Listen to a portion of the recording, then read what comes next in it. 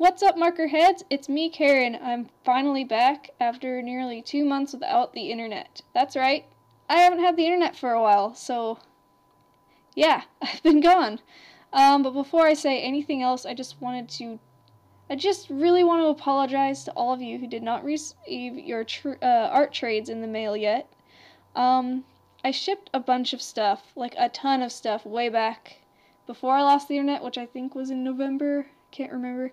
But apparently, some of the packages that I thought were with that group were not sent with it, because when I got online again recently, and I'm talking like a couple weeks ago, I was greeted with several emails from people whose items never arrived, and I flipped out. Like, I had a massive panic attack, because I thought that I'd shipped those things already, and I was really worried that all that artwork had been lost in the mail. So I ripped my house apart, and I was lucky enough to find all the missing packages in the same place. I guess I absentmindedly stowed them away in my art paper container, and then proceeded to forget where they were, as I worried about things like paying bills and MacGyvering homemade gifts for my family out of stuff that I had lying around the house. Needless to say, everything has been shipped, and you should be getting your goodies soon if you have not already. And I just want to take a moment to apologize from the bottom of my heart, because this is totally my fault, and I'm so sorry, and I'm just ashamed at myself, because this is just not the way things should be going.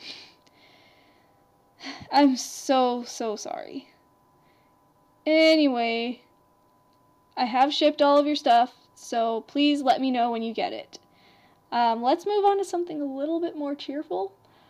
When I was gone, this channel managed to get to 2,000 subscribers! So let's welcome all the new viewers and get ourselves going with the rest of the Q&A questions, which, by the way, I will run out of in this video, so please feel free to ask more. Please be sure to hit up that FAQ in the links below first, because I don't like to repeat my Q&A questions.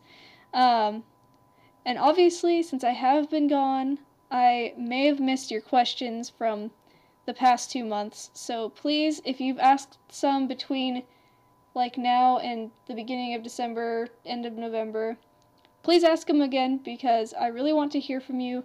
I just don't have time to go through all of the comments from the past 2 months. So please leave your questions again, and enjoy the video, and I'll see you guys next time. Alright, so my 33rd question comes from SailorLove45601. How do you keep your lines steady? When I draw, they look so wobbly. My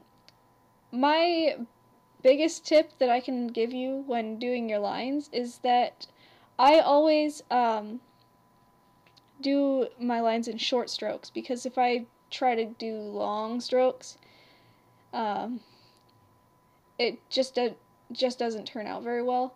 And also, I can admit that I tend to hide wobbly lines by adding line weight. I always say the wrong words. And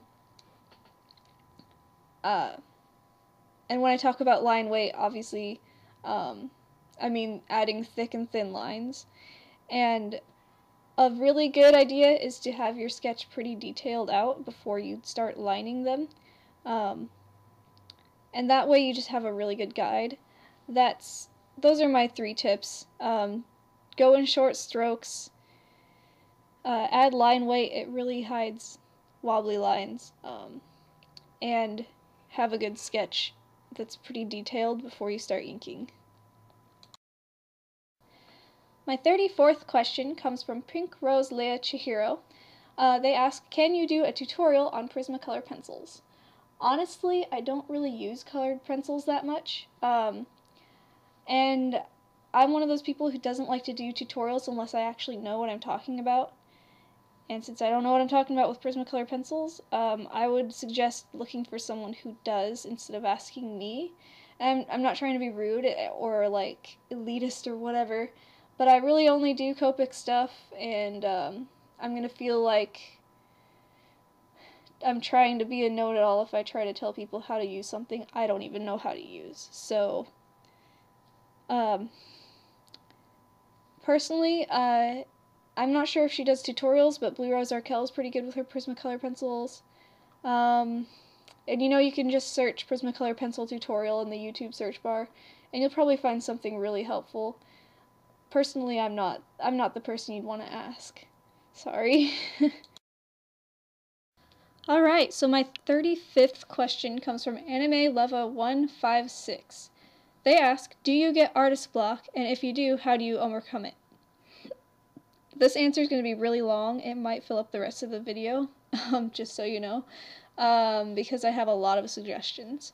I do get artist's block in the sense that if a project I'm working on really doesn't inspire me, I just can't seem to get it right. And if you experience something like this, I suggest you just take a break from it to recharge. Here are some things I suggest. One is to watch sketchbook videos. Sketchbooks are where the artist solves their creative problems, where they experiment, and where they have fun just doodling. So taking a look at other people's sketchbooks is like seeing things through their eyes, and it gives you a great new perspective. For instance, I love to watch sketchbook videos. I do this whenever I draw. I take a little bit of time before I start drawing to just look at someone else's sketchbook, because it's just not that I'm trying to copy them, it's just that I'm trying to get inspiration from another artist. Another suggestion that I have is to get inspired. Don't get down on yourself. Read some how to draw books, watch tutorial videos, go to a museum, just expose yourself to some incredible artwork. But make sure to look at the pieces with an I want to learn how to do that attitude. You can't allow yourself to view something like that and come away feeling sorry for yourself, because it's counterproductive and it's just really not doing yourself any favors.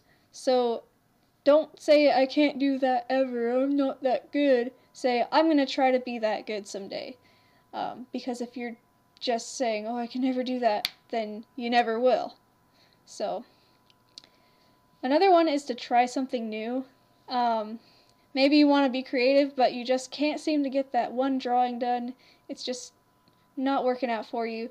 Maybe you should try making a sculpture or baking some cookies, plan your next cosplay, whatever. I don't know. I know firsthand that doing too much of your favorite thing can make it really hard to enjoy. So if you can't get yourself going on what you love, try your hand at something else for a change.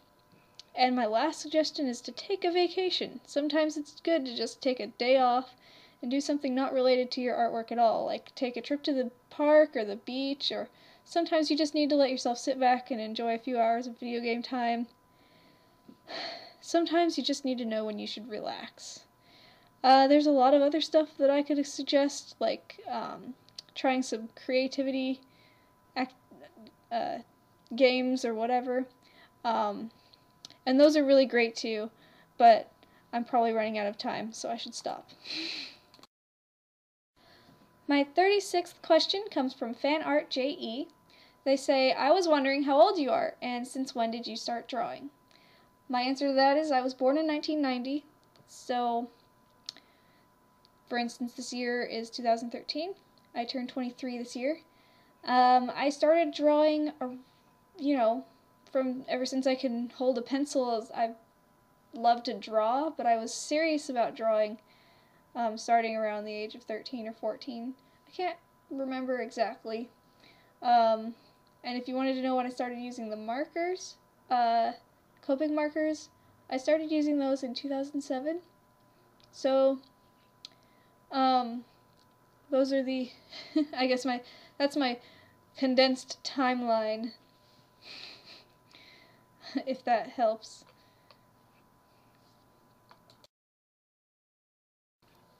My 37th question comes from Mr. DrawMe71. They ask, how do you handle trolls?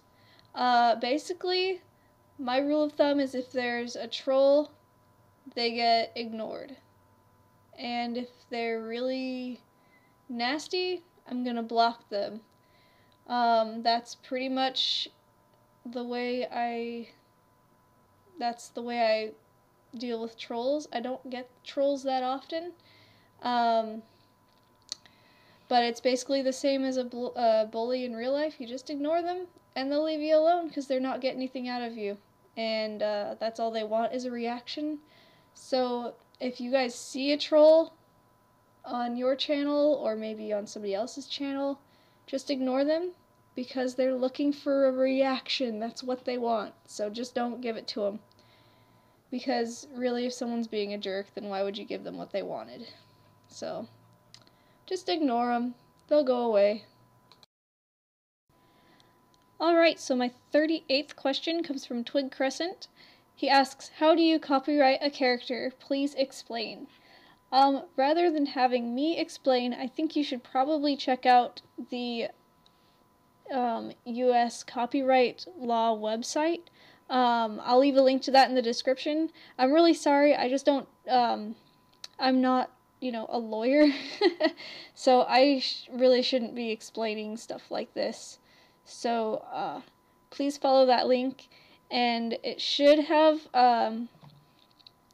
like a copyright basics. If it doesn't make sense, it would be better for you to Google it and hopefully find it from somebody who knows what they're talking about, because I'm not, a professional copyright law person, so my information probably won't be totally accurate because I don't know everything about the subject. So that's my suggestion.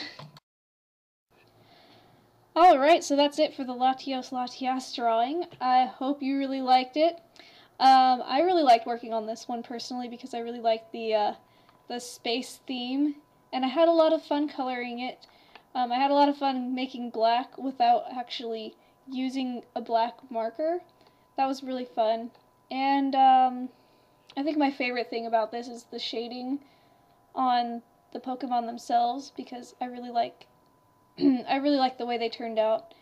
And you can see this on DeviantArt. I'll leave a link to that in the description below. Again, please leave some Q&A questions, because question 38 was the last one I had before losing the internet. So please feel free to add more questions, and I will see you again in the next video, which will probably be one that you guys would love, because it's going to be Umbreon and Eevee together. So, see you guys in the next video. Have a great week. Bye.